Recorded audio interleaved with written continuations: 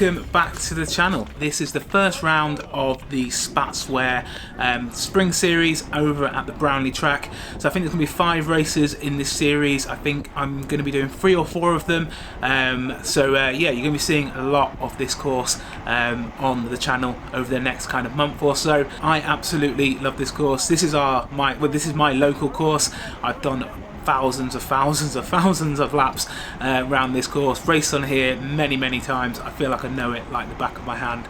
It's a dedicated cycle course. It's quite wide, much wider than quite a number of the other ones in the region, meaning kind of you can move up and move around the group pretty easily. 1.6 kilometers, a mile long, with a bit of a hill and a hairpin and a kind of a chicane and stuff just before the finish line.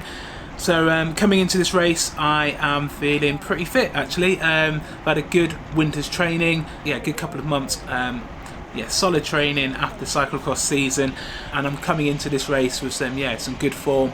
And actually, I'm starting the season like a month or 2 earlier than I usually would. Usually I would hold out until maybe April, May when it's a bit warmer and stuff, but starting my season this year in the first weekend of March, and I'm pretty excited to get stuck in. Our team today, so there's 3 of us. We've got Ewan, our superstar sprinter. We've got Elliot, who's quite new to racing. I think this is his maybe 3rd or 4th crit race, and myself. Just 3 of us. Our main competition, or our competition in this race, actually I didn't know that many people who are racing in this race today. It seems to be like a lot of juniors and people travelling from quite a distance away to come and race. But we did have Prologue, another local team who had about 4 riders or so, and then some super strong juniors in there. Seemed like quite a competitive field. So what were our tactics? Our tactics were basically, speaking before the race, I think we came to the kind of decision our best chance of winning was Ewan in a sprint. So we just thought try and keep the group together. So how that was going to work out was Elliot and Ewan were going to kind of take the first 15 minutes kind of following any kind of breaks that went, and then after about 15 minutes I would then get stuck in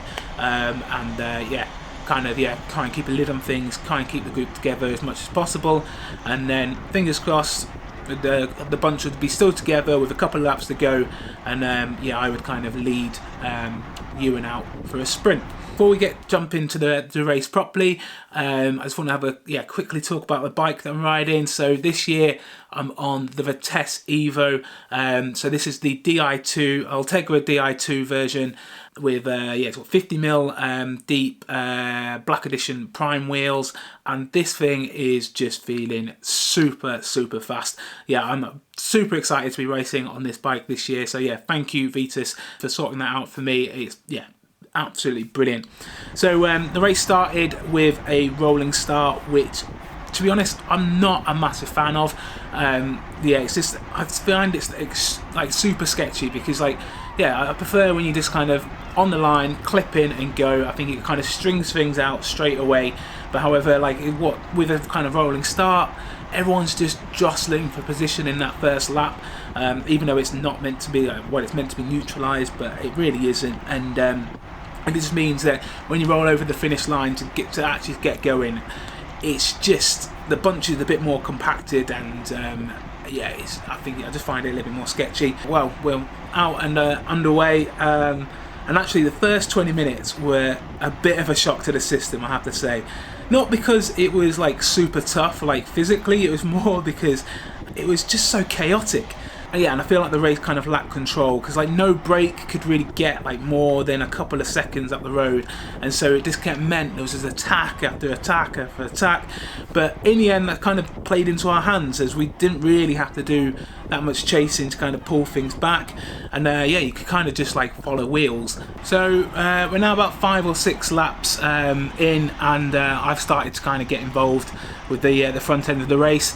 So instead of kind of chasing break after break, I chose the tactic of kind of keep the pace high.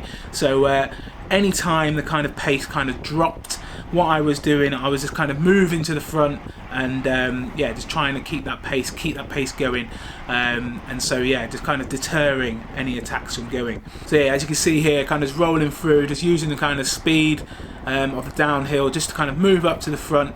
I think at this point there was a guy just off the front, and yeah, just thought if the pace dropped anyway, he could get away. So just kind of yeah, moved to the front and just yeah, just kept the pace going, and yeah, just try and bring it back.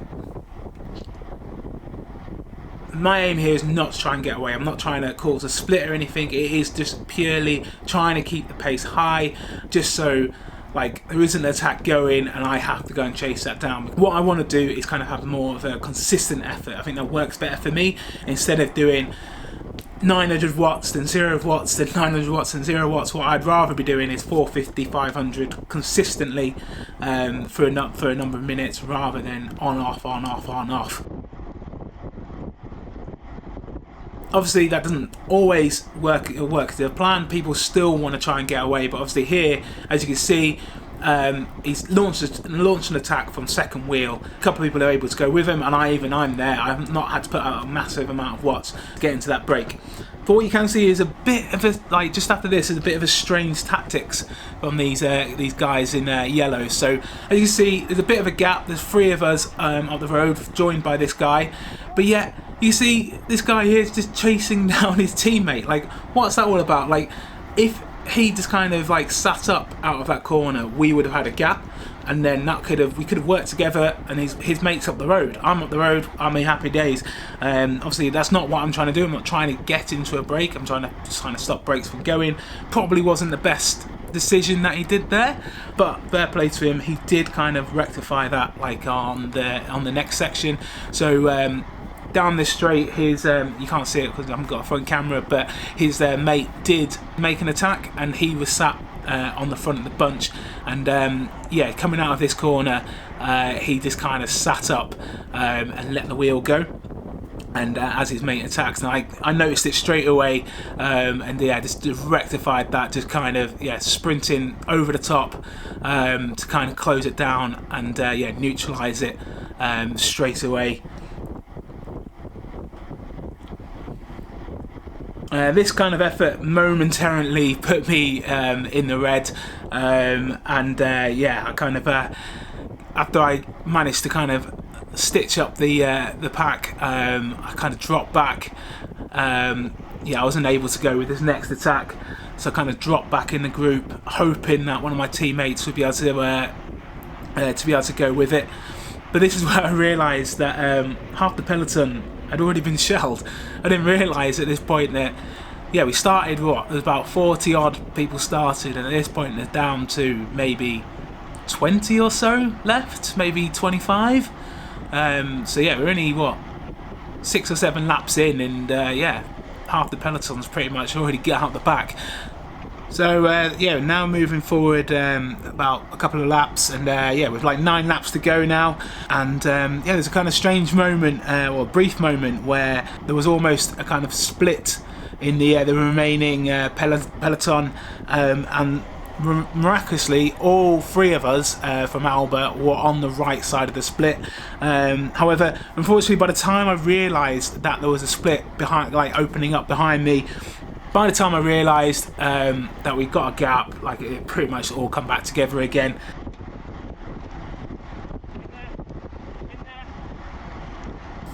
So skipping forward, and we're just coming to the end of I don't know what lap this is, but yeah, we're coming up to 5 laps to go. I'm up near the front of the group. I think there's like 2 or 3 people in front of me, and I can kind of just sense it over my shoulder that there's going to be another attack. And as I say that, here goes prologue. Now, instead of just like jumping straight on that wheel onto that kind of attack, what I did was kind of rely on the people ahead of me to kind of and what I was going to try, what my plan was, kind of use the people chasing that back as a kind of slingshot. So once it slows down, when those kind of 2 people there that went off the front got caught, my aim was to then slingshot around the corner. But I don't know if you just saw it there, as I move round to kind of like launch my own attack, the bunch moved over, and yeah, that gap that I thought I was going to go down, yeah, just completely disappeared. And yeah, I think the guy behind me had the kind of same idea, and yeah, nearly went into the back of me, but luckily no crashing, no crashes, which is yeah, which is good. With the gap going, so did the element of surprise. So yeah, kind of nipped that in the bud.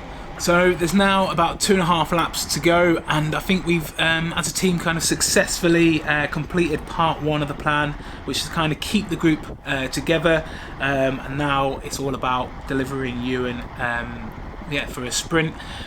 So what I've done here is I've dropped back in the group to go and find Ewan, and yeah, I've told him, yeah, I'm telling him here, just jump on my wheel and I'm gonna lead him out. Pretty much certain now, I think, that it's gonna come down to a sprint. Yeah, there might be some kind of last minute, kind of like last ditch kind of efforts and stuff, but I think everyone's motivated now. Everyone pretty much in this group feels they're in with a shot of coming away with the win. Yeah, my aim now is just to try and get Ewan to the front of the bunch. But as we haven't got like a full lead out and it's just me, I've got to do that in kind of the most economically way possible. I can't be putting out tons and tons and tons of watts. Yeah, sitting on the front of the bunch and just driving it along for 2 laps. There's no way I can do that. So what I'm doing is kind of sitting back in the group, just kind of keeping Ewan safe, keeping my head up, just making sure there's nothing going off the front, nothing dangerous, because if anything does go off the front, it's going to be like I've got to launch Ewan across and get across that break, or I've got to close it down myself. I've got to get to the front and close it down. My aim, I don't want to hit the front until we probably head into the velodrome on the last lap. So I've got about a lap now just of trying to thread my way through, so we basically hit the front at the right time. So yeah, let's just let's just watch this kind of this last lap. Yeah, see how it goes.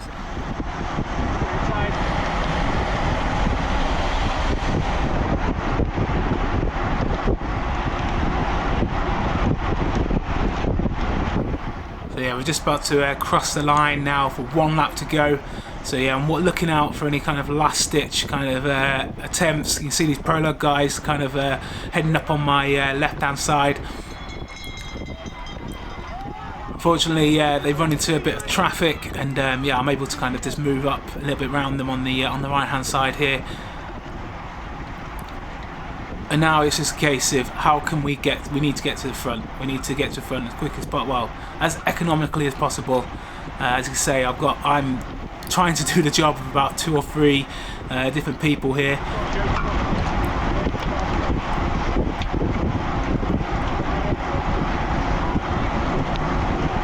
So I think right now we're about halfway up the bunch, or the what remains of the bunch.